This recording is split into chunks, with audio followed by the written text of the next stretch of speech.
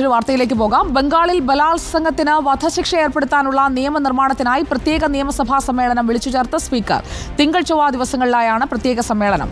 അതിനിടെ ബംഗാൾ കത്തിയാൽ മറ്റ് സംസ്ഥാനങ്ങളും കത്തുമെന്ന മമതാ ബാനർജിയുടെ പരാമർശം പ്രാദേശിക വിദ്വേഷത്തിന് കാരണമാകുമെന്ന് കാട്ടി സുപ്രീംകോടതി അഭിഭാഷകൻ ദില്ലി പോലീസിന് പരാതി നൽകിയിട്ടുണ്ട്. ആദിൽ പാലോട് നൽകും കൂടുതൽ വിവരങ്ങൾ. ആദിൽ പാലോട്, രണ്ട് കാര്യങ്ങളാണ്. ഒന്ന്, മമതാ ബാനർജിയുടെ പരാമർശത്തിന്മേൽ ഒരു കേസിലേക്കും നിയമ പോരാട്ടത്തിലേക്കുമൊക്കെ കടക്കുന്നു. അതൊരു രാഷ്ട്രീയ വിവാദമായി മാറുന്നു. അതോടൊപ്പം ബലാത്സംഗത്തിന് വധശിക്ഷ ഏർപ്പെടുത്തുന്നതിനുള്ള സുപ്രധാനമായ ഒരു നിയമനിർമ്മാണത്തിലേക്ക് പശ്ചിമ ബംഗാൾ കടക്കുകയാണ്. എന്തൊക്കെയാണ് ബംഗാളിൽ നിന്ന് വരുന്ന പുതിയ വിവരങ്ങൾ? ഉയർന്നുവന്ന പ്രതിഷേധങ്ങളെ അടിച്ചമർത്താനും ഉയർന്നുവന്ന പ്രതിഷേധങ്ങളെ ലഘൂകരിക്കാനുമുള്ള മാർഗമായാണ് പുതിയ പ്രഖ്യാപനം മമതാ ബാനർജി കഴിഞ്ഞ ദിവസം നടത്തിയത്.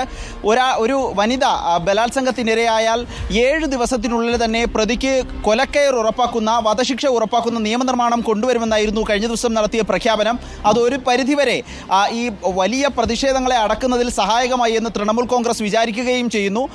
തൊട്ടു പിന്നാലെ വരുന്ന തിങ്കളാഴ്ചയും ചൊവ്വാഴ്ചയും നിയമസഭാ സമ്മേളനം നടക്കുമെന്ന അറിയിപ്പ് സ്പീക്കറുടെ ഓഫീസിൽ നിന്ന് എത്തുകയും ചെയ്യുന്നുണ്ട്. അതായത് അടിയന്തര നടപടികളിലേക്ക് പ്രതിഷേധം തണുപ്പിക്കാനായി ബംഗാൾ സർക്കാർ കടക്കുന്നു.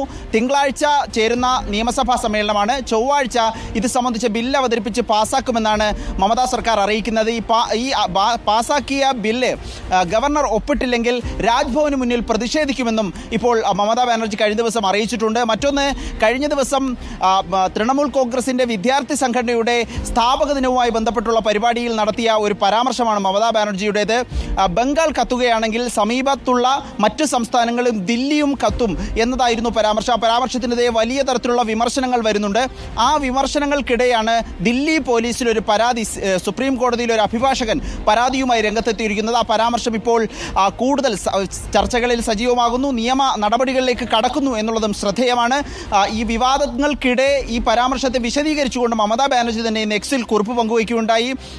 ഇങ്ങനെ ഒരു പരാമർശം നടത്തിയത് അത് വേറെ ആരെയും ഉദ്ദേശിച്ചല്ല, BJPയെ മാത്രം ഉദ്ദേശിച്ചാണ്. താൻ കലാപത്തിന് ആഹ്വാനം ചെയ്തിട്ടില്ല എന്നതായിരുന്നു വിശദീകരണം. ഇത്തരത്തിൽ കൊൽക്കത്തയിലെ ബലാത്സംഗ കൊലയുമായി ബന്ധപ്പെട്ടുള്ള ചർച്ചകളും പ്രതിഷേധവും കൂടുതൽ സജീവമാകുകയാണ്. BJP 7 ദിവസത്തെ ധർണാ സമരം ഇന്ന് ആരംഭിച്ചിട്ടുണ്ട്. 7 ദിവസം വിപുലമായ പരിപാടികൾ, സമരപരിപാടികൾ സംഘടിപ്പിക്കുമെന്നാണ് BJP അറിയിക്കുന്നത്. BJP സംസ്ഥാന അധ്യക്ഷൻ ബംഗാൾ ഗവർണർ ആനന്ദ ബോസിനെ കണ്ട് ഈ പ്രതിഷേധക്കാരെ അറസ്റ്റ് ചെയ്തതിൽ ഇടപെടണമെന്നാവശ്യപ്പെട്ട് നേരിട്ട് കാണുകയും നിവേദനം കൈമാറുകയും ചെയ്തിട്ടുണ്ട്. ഇത്തരത്തിൽ പല വിധത്തിലുള്ള നിയമ നടപടികളും പ്രതിഷേധവും ബംഗാളിൽ കൊൽക്കത്തയുടെ വിവരങ്ങൾ നൽകിയത്. നിയമനിർമ്മാണത്തിനായി തിങ്കളും ചൊവ്വയുമാണ് പശ്ചിമ ബംഗാൾ അസംബ്ലി സമ്മേളിക്കുക. അതിന്റെ വിശദാംശങ്ങൾ നമുക്കറിയാം. ബലാത്സംഗത്തിന് തൂക്കുകയർ എന്ന നിയമനിർമ്മാണത്തിലേക്കാണോ എത്തുന്നത്? അതും അറിയേണ്ടിയിരിക്കും.